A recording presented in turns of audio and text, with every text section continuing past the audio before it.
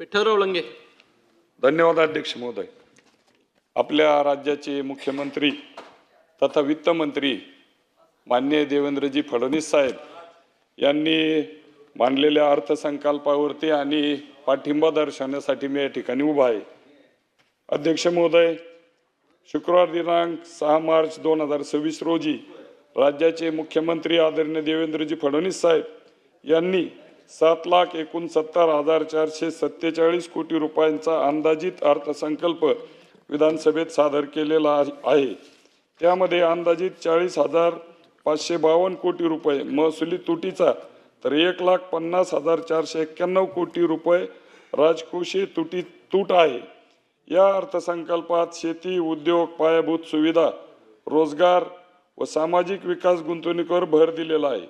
अध्यक्ष महोदय, त्यामुळे सर्वसामान्य नागरिकांना तसेच उद्योग व व्यापार क्षेत्राला निश्चितपणाने दिलासा मिळणार आहे. अध्यक्ष महोदय, महाराष्ट्र अमृत कलश रस्ते विकास योजना 2025 ते 2047 अंतर्गत राज्यातील रस्त्यांच्या टप्प्याटप्प्याने विकास केला जाईल. या योजनेत 6,272 किलोमीटरचे द्रुतगती महामार्ग आणि 14,991 किलोमीटर राज्य व जिल्हा मार्ग तसेच 4,247 किलोमीटरचे पर्यटन परिपथ समावेश आहे.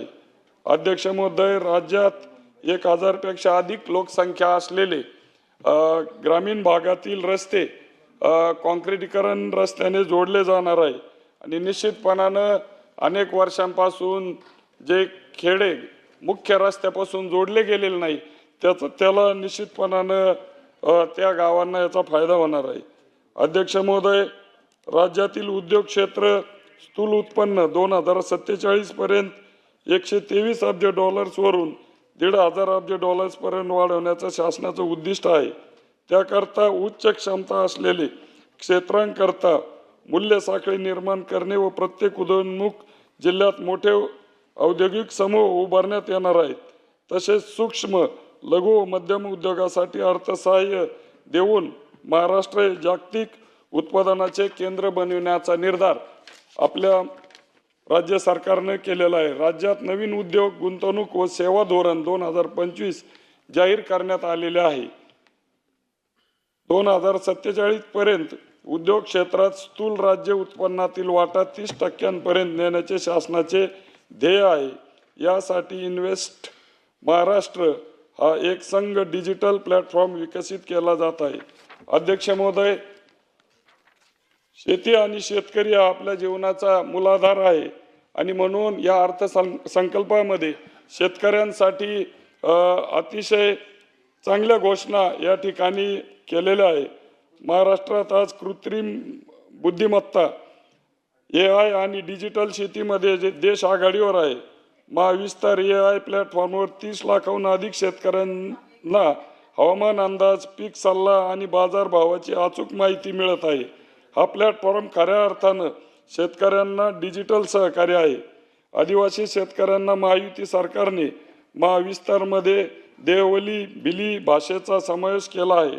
लवकरच इतर आदिवासी भाषा देखील जोडल्या जाणार आहेत. ज्यांच्याकडे स्मार्टफोन नाही अशा शेतकऱ्यांना वसुधा ही व्हॉइस सेवा सुरू करण्यात आलेली आहे. याद्वारे फोन कॉलवर पिकांचे आरोग्य आणि कीड व्यवस्थापनाबाबत सल्ला दिला जात आहे. आणि म्हणून अध्यक्ष महोदय, कृषी क्षेत्रातील डेटा व डिजिटल सेवांच्या माध्यमातून शासन विविध योजनांचा लाभ शेतकऱ्यांपर्यंत जलद व पारदर्शकपणे पोहोचवण्यासाठी राज्य ॲग्रीस्टॉक योजना राबवत आहे. शेतकऱ्यांच्या फार्मर ID देण्यात महाराष्ट्र देशातील अग्रगण्य राज्य असून 2026 पर्यंत 1,31,00,000 फार्मर ID वितरित करण्यात आलेले आहे. परंतु अध्यक्ष महोदय, अनेक फार्मर ID वितरित करताना अनेक अडचणी त्यामध्ये येतात. त्यामध्ये निश्चितपणाने सुधारणा झाली पाहिजे. अध्यक्ष महोदय, राज्यात 5 लाख हेक्टर क्षेत्र नैसर्गिक शेतीखाली आणून सकस व पोषणयुक्त नैसर्गिक शेतीमाल उत्पादित करण्याचा आगामी 2 वर्षात महाराष्ट्र नैसर्गिक शेती अभियान या नवीन योजनेची अंमलबजावणी करणार आहे। अध्यक्ष महोदय, निश्चितपणानं आजच्या जर व्याधी बघितल्या तर नैसर्गिक शेती ही निश्चितपणानं काळाची गरज आहे आणि ती अचूक ओळखून राज्य सरकारनं आदरणीय मुख्यमंत्री महोदयांनी हा अतिशय चांगला निर्णय घेतलेला आहे। मुख्यमंत्री बळीराजा शेतपालन रस्ते योजना, खरं तर अध्यक्ष महोदय, ग्रामीण भागातला शेतकरी खऱ्या अर्थानं प्रत्येक पावलावरती जिथं अडवणूक होत होती, या योजनेमुळे निश्चितपणानं ग्रामीण भागातल्या आमच्या शेतकऱ्याला त्या ठिकाणी न्याय मिळणार आहे आणि म्हणून जो निर्णय राज्य सरकारने घेतलेला आहे त्याचं मी अभिनंदन करतो। आणि जी कार्यवाही भविष्य काळामध्ये होणार आहे की हद्दी खुणा करणं, प्रत्येक ठिकाणी त्याला निधी उपलब्ध करून देणं, या सर्व गोष्टी सरकारनं जर तातडीनं केल्या तर निश्चितपणानं त्याचा फायदा ग्रामीण भागातल्या शेतकऱ्याला त्या ठिकाणी होणार आहे। मुख्यमंत्री बळीराजा मोफत वीज योजनेअंतर्गत 7.5 हॉर्स पॉवर पर्यंतचे कृषी पंप ग्राहकांना वीज बिलामध्ये 100% सूट त्या ठिकाणी दिलेली आहे आणि म्हणून निश्चितपणाने याचा देखील फायदा शेतकऱ्यांना होणार आहे। परंतु अध्यक्ष महोदय, या माध्यमातून मी राज्य सरकारला विनंती करणार आहे की जे वर्षानुवर्षांची जुनी वीज वाहक तारा आहेत, पोल आहेत, अतिशय जुने झालेले आहेत आणि म्हणून प्रत्येक ठिकाणी नवीन वीज वाहक तारा, त्या ठिकाणी नवीन पोल आणि जर दिले तर निश्चितपणानं जी लाईट त्या शेतकऱ्याच्या शेतापर्यंत वीज पंपापर्यंत जाणार आहे तिचा फायदा शेतकऱ्यांना त्या ठिकाणी होणार आहे। खरं तर सरकारचं अभिनंदन करतो की पुण्यश्लोक अहिल्यादेवी होळकर यांच्या नावाने शेतकरी कर्जमाफी योजना आणली। जे सरकारनं जाहीरनाम्यामध्ये वचन दिलं होतं ते पूर्ण करण्याचं काम या ठिकाणी सरकारनं केलेलं आहे आणि म्हणून हे होत असताना 2 लाखापर्यंतची कर्जमाफी करत असताना सरकारनं जो प्रोत्साहनपर जे नियमित कर्जफेड करणारे शेतकरी आहेत त्यांना जे अनुदान दिलेलं आहे निश्चितपणानं त्याच्यात वाढ केली पाहिजे, अशा पद्धतीची विनंती मी या ठिकाणी करतो। अतिशय चांगला उपक्रम नदी जोड प्रकल्पाच्या माध्यमातून राज्य सरकारनं हाती घेतलेला आहे आणि निश्चितपणानं संपूर्ण राज्यातील शेतकऱ्याला भविष्य काळामध्ये या नदी जोड प्रकल्पाचा फार मोठा फायदा अध्यक्ष महोदय त्या ठिकाणी होणार आहे आणि म्हणून अध्यक्ष महोदय, अनेक गरिबांना घरकुलं देण्याचं काम राज्य आणि केंद्र सरकारनं केलेलं आहे। अनेक वर्षांपासून काही वंचित लाभार्थी होते त्यांना देखील या योजनेच्या माध्यमातून घरकुलं देण्याचं काम केलेलं आहे। खरं तर एक अतिशय चांगला निर्णय राज्य सरकारनं त्या ठिकाणी घेतलेला आहे।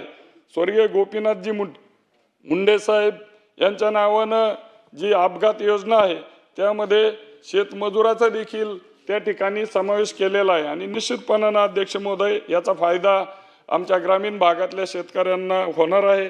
खरं तर तीर्थक्षेत्र विकासासाठी देखील राज्य सरकारनं मोठा निधी त्या ठिकाणी उपलब्ध करून दिलेला आहे। मी ज्या मतदारसंघामधून येतो तो मतदारसंघ म्हणजे संतश्रेष्ठ ज्ञानेश्वर महाराज यांनी ज्या पैज खांबाला टेकून ज्ञानेश्वरी सांगितली आणि ती ज्ञानेश्वरी तिथं लिहिली गेली, असं एक तीर्थक्षेत्र विकास आहे, त्याचा आराखडा मंजूर आहे, त्याला देखील या माध्यमातून टोकन प्रोव्हिजन व्हावं अशी विनंती मी या माध्यमातून अध्यक्ष महोदय करतो।